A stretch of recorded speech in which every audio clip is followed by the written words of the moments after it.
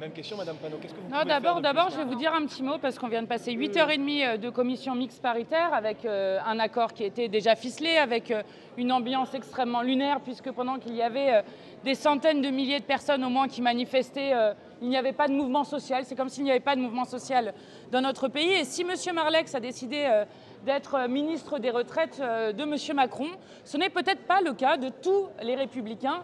Et donc demain, j'invite toutes celles et ceux qui le peuvent à interpeller leurs députés parce qu'il a encore le temps de le faire, de leur envoyer des mails, etc.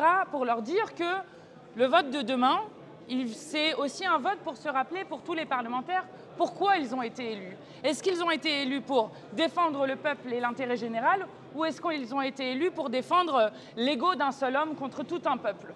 Donc ça, c'est un moment déjà qui pour nous est important sur une chose. J'observe une deuxième chose, c'est que M. Maillard est venu voir la presse tout à l'heure pour expliquer qu'il avait fait, que nous faisions un bon travail dans la commission mixte paritaire.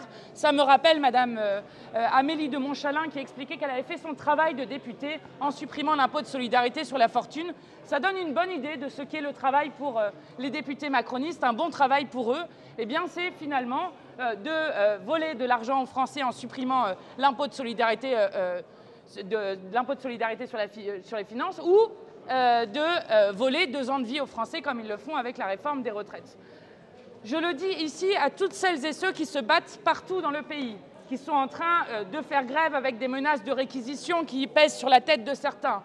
Je le dis à celles et ceux qui ont encore marché aujourd'hui ou ont marché à d'autres dates. Rien n'est fini dans ce pays.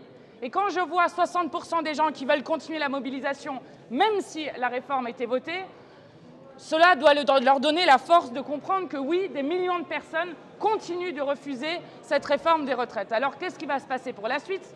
Demain, nous avons le Sénat et l'Assemblée. Évidemment, nous voterons la motion de rejet, et c'est peut-être Liot effectivement qui la porterait.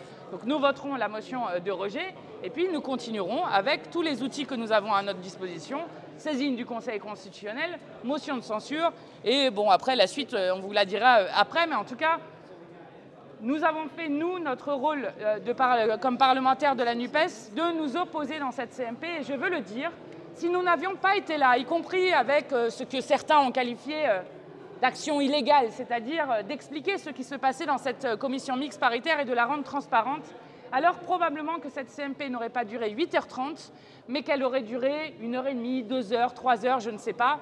Et donc je crois que là aussi, nous avons fait œuvre utile pour expliquer ce qui s'y passait dans le plus grand secret et dans la plus grande opacité.